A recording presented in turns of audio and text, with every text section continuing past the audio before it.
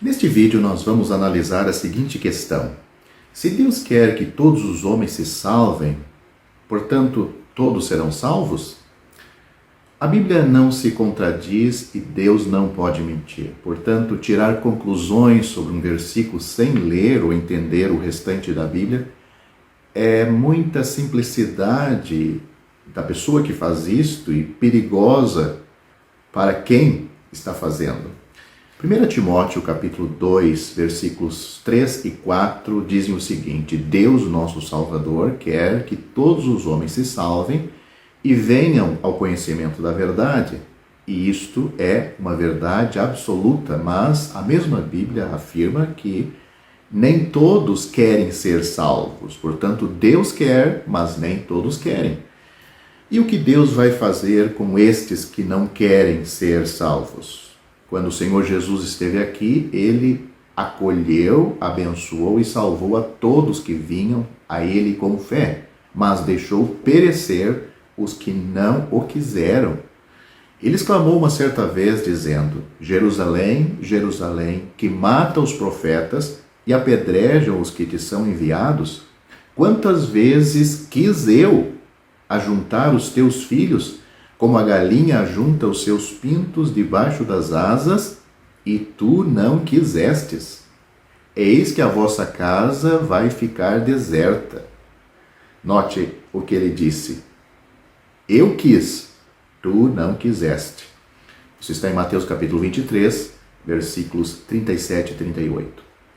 No juízo final, onde todos os pecadores não salvos serão julgados, lá no grande trono branco, que está em Apocalipse capítulo 20, versículo 11, dali só serão lançados no lago de fogo.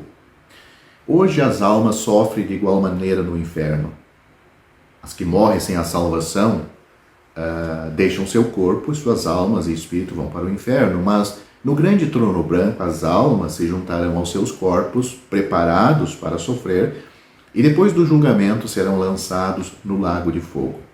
Vamos ler sobre isto em Apocalipse, onde eu fiz referência. E vi um grande trono branco e o que estava sentado sobre ele, de cuja presença fugiu a terra e o céu, e não se achou lugar para eles. E vi os mortos, grandes e pequenos, que estavam diante de Deus, e abriu-se os livros, e abriu-se outro livro, que é o da vida. E os mortos foram julgados pelas coisas que estavam escritas nos livros, segundo as suas obras. E deu o mar os mortos que nele havia, e a morte e o inferno, aqui é o Hades, deram os mortos que nele havia, e foram julgados, cada um segundo as suas obras. E a morte e o inferno, aqui o Hades, foram lançados no lago de fogo. Esta é a segunda morte. E aquele que não foi achado escrito no livro da vida foi lançado no lago de fogo. Como eu disse, está em Apocalipse capítulo 20, do versículo 11 ao 15. O Evangelho proclama o que Deus fez antes que venha o dia do juízo, a fim de que o homem não tenha que responder pelos seus pecados.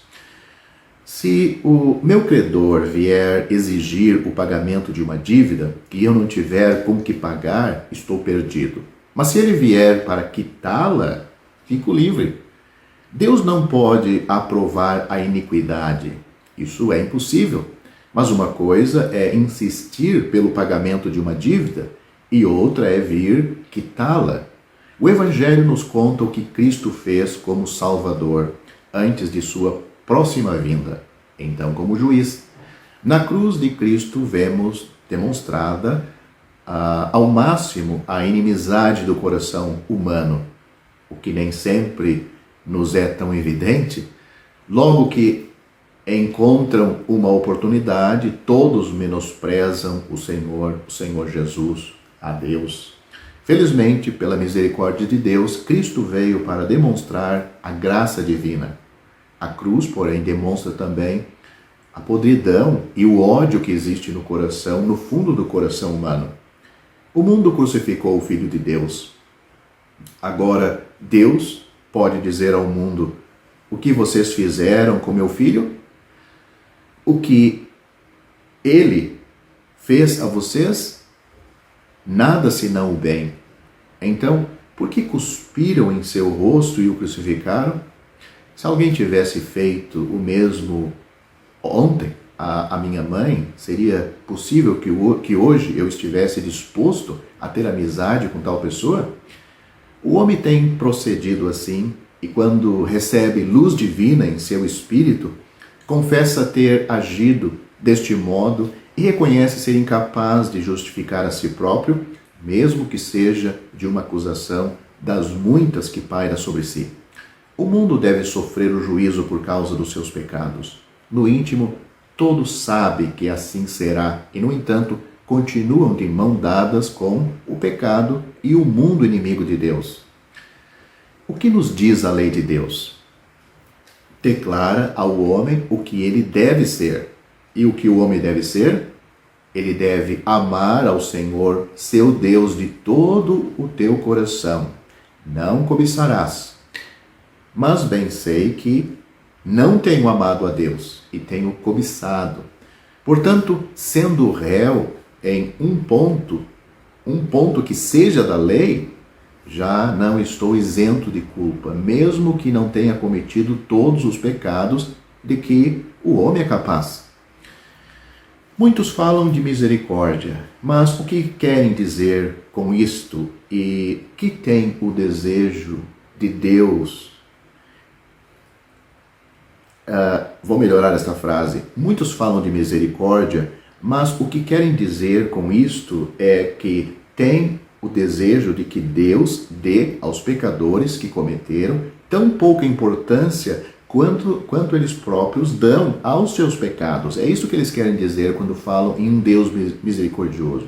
Que Deus os tolere, mas que continue em seus pecados. Por exemplo, um homem cometeu 10 pecados e espera ir para o céu. Se tiver cometido 11, julgará que não é muito mal. Quando tiver 100 pecados em sua conta, ainda há de julgar que Deus o desculpará, pois não conhece a santidade de Deus. Ora, um único pecado basta para nos separar de Deus. Porém, a porta não se fecha para aquele que agora se arrepende e quer se acertar com Deus e quer ser aceito por Deus. Mas o que é o pecado? Acaso você gosta de fazer a sua própria vontade, seguir os desejos da sua natureza caída? Isto é pecado. A lei exigia pagamento da dívida. Cristo veio pagá-lo, e isto é a graça. Mas, por isso quer dizer que todos estão salvos? A Bíblia diz de uma maneira muito clara: Deus estava em Cristo reconciliando consigo o mundo, não tomando em conta os seus pecados. Isso está em 2 Coríntios capítulo 5, versículo 19. Volto-me para a cruz de Cristo. O que ele está fazendo ali? Julgando o ladrão arrependido que estava ao seu lado? Não, mas levando ele mesmo em seu corpo os nossos pecados sobre o madeiro, liquidando-os para que jamais voltem a ser lembrados. Leia 1 Pedro capítulo 2, versículo 24 e Hebreus capítulo 10, versículo 17. Lá está aquele Salvador bendito, a quem tenho desprezado durante toda a minha vida, e vejo que ele tomou sobre si os meus pecados, carregou o meu fardo. Tudo está consumado, consumado com absoluta perfeição, nada podendo ser acrescentado à sua obra, pelo que Cristo assentou-se à destra do trono de Deus. Voltou à glória por haver completado a obra da cruz para a nossa salvação. O Espírito Santo torna isto claro aos nossos corações e desse modo eu posso afirmar que Cristo fez tudo por mim, para a minha salvação, o qual por nossos pecados foi entregue e ressuscitou para a nossa justificação. Romanos capítulo 4, versículo 25. A ressurreição é a prova de que Deus aceitou a obra de Cristo e que nós também fomos aceitos ou feitos agradáveis a si, a Deus, no amado. Efésios capítulo 1, versículo 6. Isto vale para todo pecador que concorda com Deus, que é merecedor do inferno por causa dos seus pecados, mas também aceita o amor, a misericórdia e a graça de Deus, que em seu Filho consumou a obra para a nossa salvação. E este pecador, pela fé, o aceita como seu salvador pessoal. Assim, ao invés de se afastar de mim, Deus afasta de mim os meus pecados. Veio ao meu encontro no dia da graça,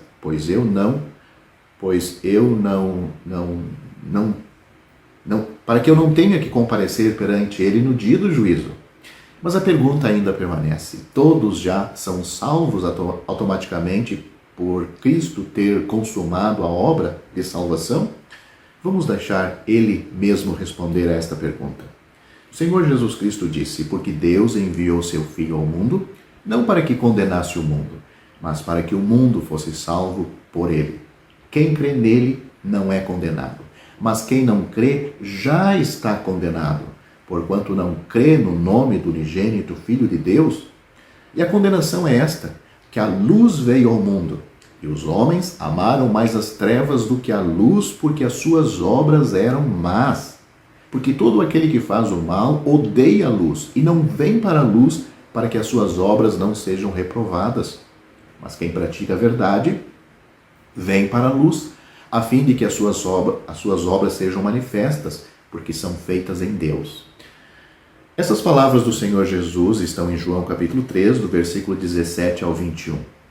Mas o que vai acontecer com aqueles que não querem ser salvos hoje, após o arrebatamento dos salvos para o céu? O que vai acontecer com aqueles deixados para trás?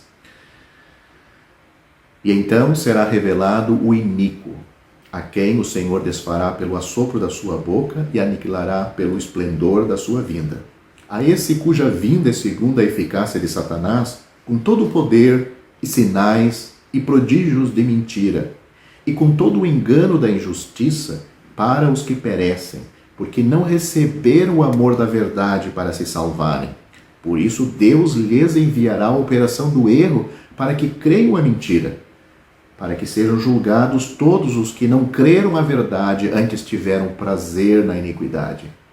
Mas devemos sempre dar graças a Deus por vós, irmãos amados do Senhor, por vos ter Deus elegido desde o princípio para a salvação, em santificação do Espírito e fé da verdade. Para o que pelo nosso Evangelho vos chamou, para alcançardes a glória de nosso Senhor Jesus Cristo. Essas palavras do apóstolo Paulo estão em 2 Tessalonicenses, capítulo 2, do versículo 8 a 14. Portanto, como diz o Espírito Santo, se ouvirdes hoje a sua voz, não endureçais os vossos corações. Hebreus capítulo 3, versículos 7 e 8. Buscai ao Senhor enquanto se pode achar, invocai-o enquanto está perto. Deixe o ímpio o seu caminho, e o homem maligno os seus pensamentos, e se converta ao Senhor, que se compadecerá dele. Torne para o nosso Deus, porque grandioso é em perdoar. Porque os meus pensamentos, diz o Senhor, não são os vossos pensamentos, nem os vossos caminhos os meus caminhos, diz o Senhor.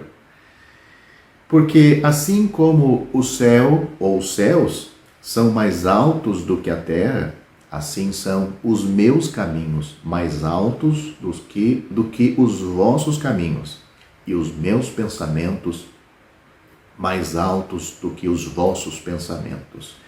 Essas palavras tão claras, tão simples, vêm do profeta Isaías, que está no capítulo 55 do seu livro, do versículo 6 ao 9. Portanto, você que não é salvo, você precisa desta salvação.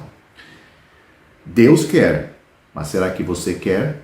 Para aqueles que querem esta salvação, a resposta bíblica é: crê no Senhor Jesus Cristo e você serás salvo.